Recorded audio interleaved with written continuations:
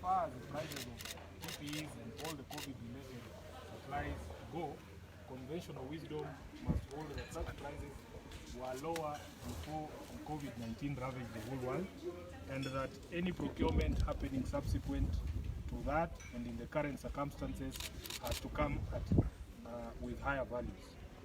Higher prices alone cannot therefore be a basis for doubting the probity of those who undertake those tasks. It is disheartening to hear no less than a senior government official, no less a senior government official than the Deputy President go public with improper statements that at least now nobody will blame me for stealing COVID-19 funds. This statement suggests that it is okay for the funds to be stolen for as long as he is not to blame. Or even more unsettling, it expresses the jealousy of being left out of the blame tree. We have pointed out before that the Deputy President's recalcitrance and lack of political emotional intelligence are a hindrance to the smooth running of government.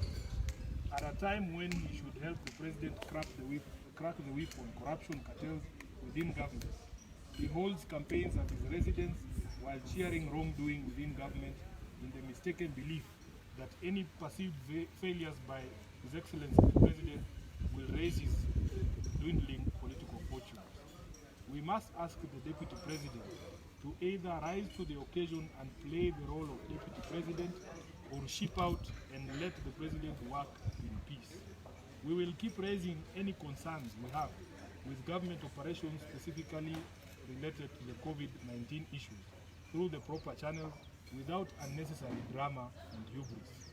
We continue to fulfill our mandate as espoused in the ODM manifesto while remaining cognizant of our role as a unifying agent in Kenyan politics. We will therefore not join the blanket condemnation bandwagon, but will keep probing and defending the right of Kenyans to get government services efficiently and at the right prices. For that reason, we ask that the media houses and other news agencies exercise some responsibility in their coverage, because sensational reports, especially when the process of audit has not been conducted and the investigations are just beginning, may compromise international support for our COVID-19 work, endangering ordinary Kenyans and not just the leaders. Any information on wrongdoing must be passed to the rightful agencies for clear action. One of the things that must be very clear to everyone is that initial reports of wrongdoing can come from any source. It is very well possible that some of the claims that we are hearing are originating from people with vendor interests within KEMSA. It is our position as a party that it would have been best for the procurement of all COVID-related items by KEMSA be subjected to an audit, and that from that audit we can see recommendations for investigation and prosecution for certain individuals. Because it is only an audit that can ascertain the veracity of some of these claims. This is not to exonerate anyone who will be implicated in any corruption if they are found to have been involved in any corruption expense.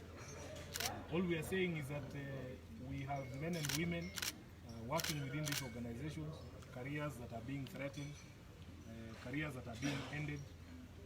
I believe that in any organization there might be one or two bad apples, but blanket condemnation is what we would like to discourage. So we are calling for an audit prior to those investigations, because investigations before an audit presume criminality where an audit has not established the fact. That is all that we would like to say, and I will take any questions in the end. In other words, you're in a way discrediting the story that was done by NTV. We are not discrediting the story. We are saying that as responsible media houses, you can do your work, but it is for the government agency to realize that media reports alone should not be the basis of investigation. We believe that if we wanted to get to the bottom of the issues at KEMSA, and we believe we want to get to the bottom of the issues at KEMSA, criminal investigations should be preceded by an exhaustive audit, because as I've told you, there are many interests in this matters here. It is possible that some of the claims that we see are motivated by vendor interests that might not necessarily come to light in a TV program, which is why we are saying that we need an audit by the Office of the Auditor General, because aside from the annual audits that the Auditor General is supposed to perform on government agencies, there are continuous auditing that is performed by that office. So we are inviting the Office of the Auditor General to first of all ascertain the veracity of this matter. And on the issue of TV reports, for instance, can somebody coming up and saying the price of the phone you are holding is supposed to be X or is supposed to be Y? It is something that has to be brought out at an audit, because the truth of the matter is, at the inception of this pandemic, prices of these items, because there was no demand, they were lower than at the height of at the peak of the pandemic, and that you cannot even compare prices now and then.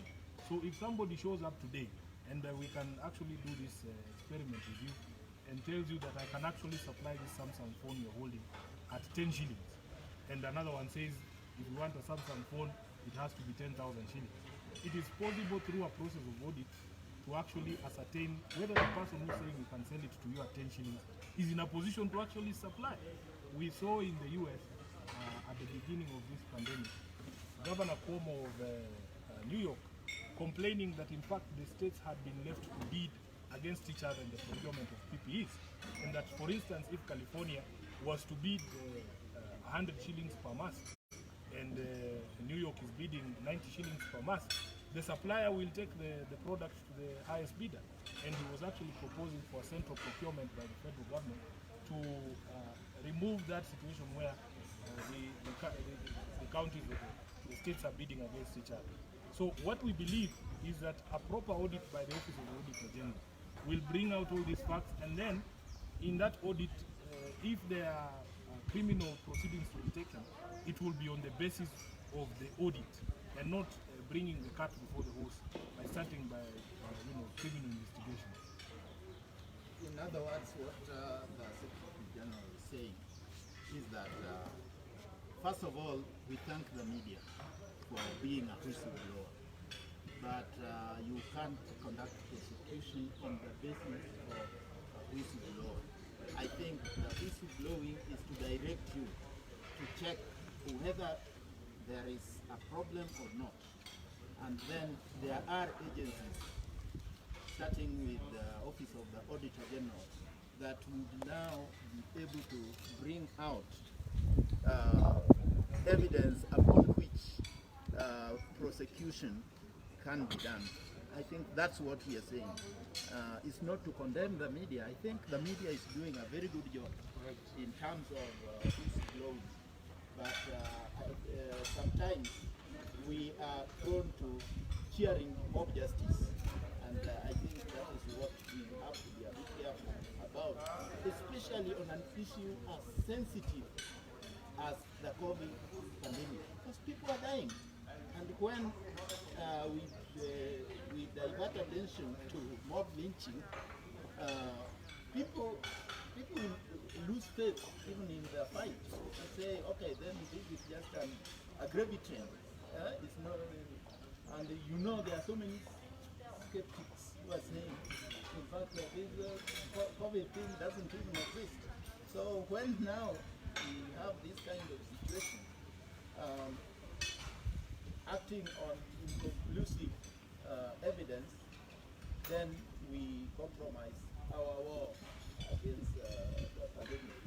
So we will continue as ODM supporting the media to unearth the wrongdoing, but once we get an inkling that something might be going wrong, we would rather that everything is professionally handled.